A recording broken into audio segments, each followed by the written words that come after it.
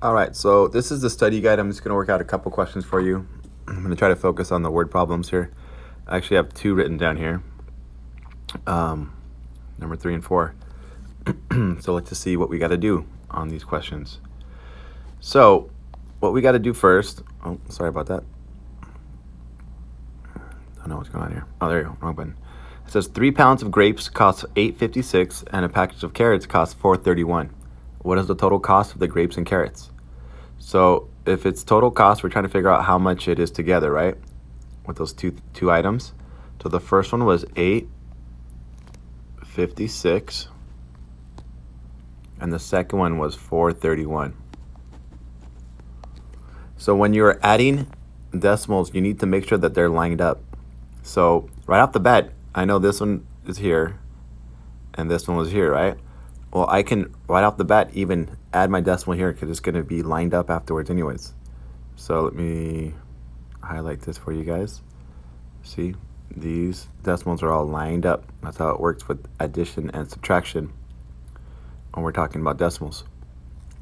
Okay, so now we just have to add it together, right? So we have 6 plus 1, which is 7. 5 plus 3 is 8. I brought my decimal down.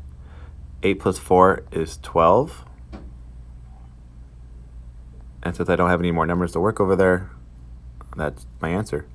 And now remember that since we are talking about money, you need to add a dollar sign, right? And that's our answer choice, which is right here, A.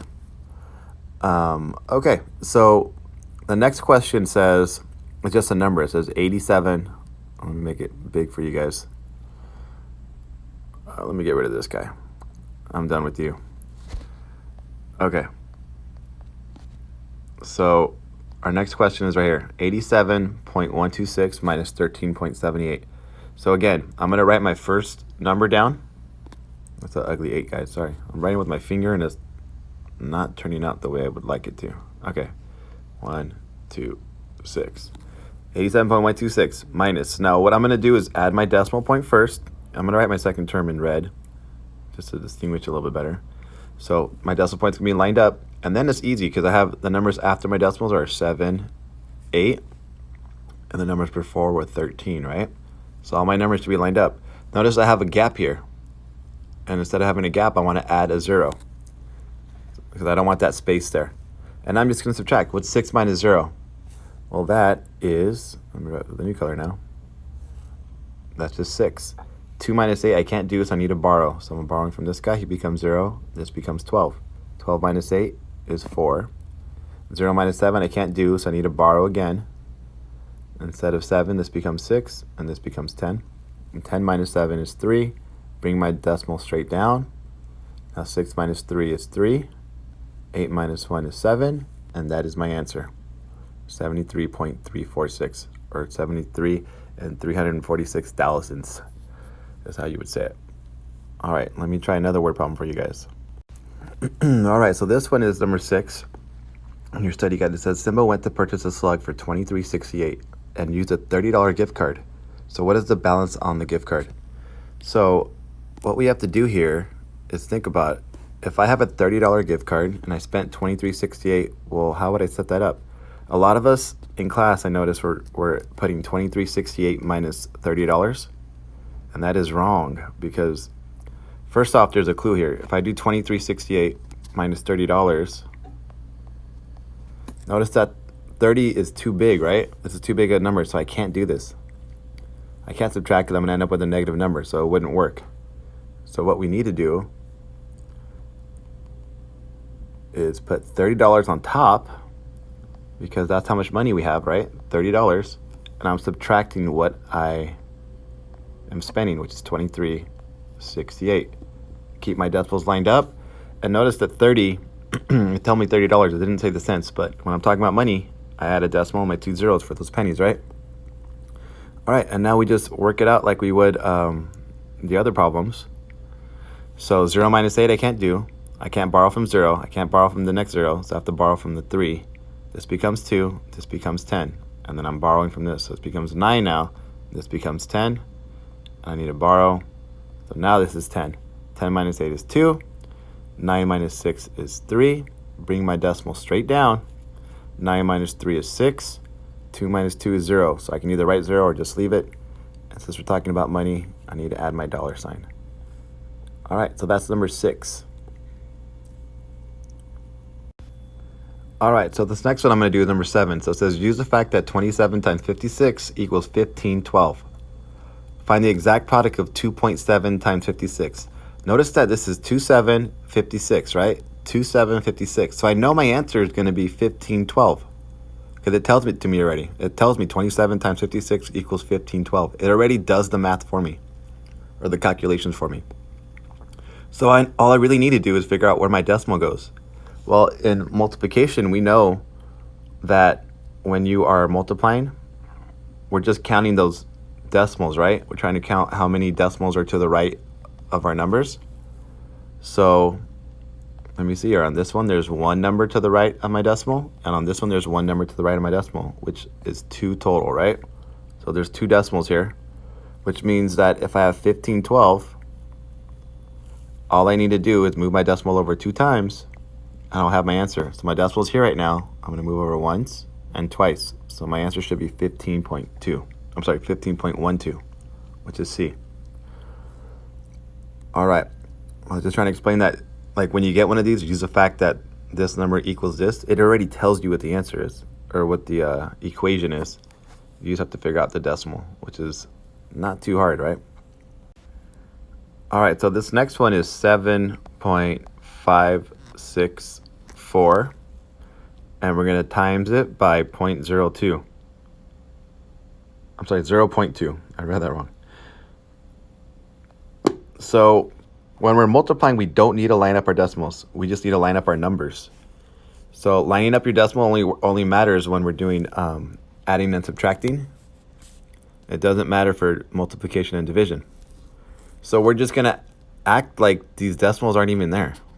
And that's what I like to do. I like to make them disappear, and then I could do the simple math that we learned in elementary school. So what's 2 times 4? I'm just going to go straight up, right? This times this, and that equals 8. And 2 times 6 is 12. Carry my 1. 2 times 5 is 10, plus the 1 equals 11. 2 times 7 is 14, plus the 1 equals 15. Now I'm going to add my 0. And remember, I'm done with this number, right? I already multiplied it across.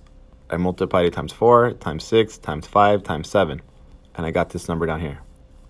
So now all I need to do is, like I just said, I added my, I got rid of the 2 because I'm done with it. I'm done with these guys. And now I just added my placeholder, which was a 0. And now I'm doing the same thing. 0 times 4 is 0. 0 times 6 is 0. 0 times 5 is 0. 0 times 7 is 0. Just going from right to left. And I just add these numbers together. And that should be pretty easy. So what is 8 plus 0? We all know it's just going to be 8. 2 plus 0 is 2. 1 plus 0 is 1. 5 plus 0 is 5. And 1 plus 0 is 1. Now I need to factor in where my decimals were. So I'm going to add them back in as blue. So I had one decimal here, right? And the other decimal, 0.2, was right here. So how many numbers are to the right of my decimals? Well, let's check. I have 1, 2, 3, and then one more. So 3 plus 1 equals 4. So I'm going to go here and go back 1, 2, 3, 4. So my decimal is going to be right there, 1.5128. It looks like it's right here, letter A. All right, I'm just going to do one more for you guys, and it'll be a division problem. All right, number 11. It says, Nala buy 18 boxes of flowers for Pumbaa and Timon's party. So here's our nice little flowers, right? I don't draw very good flowers, guys. But there are 18 boxes of these flowers, right? So these are in boxes. And she paid $36.90. How much did she pay for each box of flowers? So if our total was $36.90, I just need to split that up 18 ways. So that's what we're going to do. $36.90 divided by 18, because that's how we're going to figure out our price. So let me see here. Oh, that's right. I'm going to rewrite it so it's actually neater anyways. Okay, so $36.90 goes inside my division house. and 18's on the outside. Now what I can do is I can either work on the side to figure out 18 can go into 36 how many times. Well, if you don't know, because I don't know my 18 facts, right? It's kind of tough. I'm going to write in red, so it's different over here. So let's try times 2 real quick and see what we get. 2 times 8 is 16. Carry my 1. 2 times 1 is 2, plus the 1 is 3. Hey, that went in perfectly. So I am going to add that back into my number here. Oh, there we go. So this is 36. I'm going to have a 0. Bring down my 9. How many times can 18 go into 9? Well, it can't. So I'm going to add a 0 so that I can release my next number, which is 0 here. Now 18 goes into 90 how many times? Well, that one's going to be trickier. So let's work it out on the side again. And let's see here. I know 18 times 10 is 180, and that's way too much. Let's try times 5 and see what we get. 18 times 5. And I'm doing that because 5 is an easy number to multiply by, right? 5 times 8 is 40. 5 times 1 is 5, plus 4 is 9. Hey, that worked for me. So now I'm going to add that up there. So let's see here. I said it was 5, right? So let me times by 5, and I got 90. And that ends my number, right? The only thing I need to do is raise the roof. So bring my decimal straight up. So it should be 2.05. And I'm talking about money, so make sure you add your dollar sign. And look, it's right here.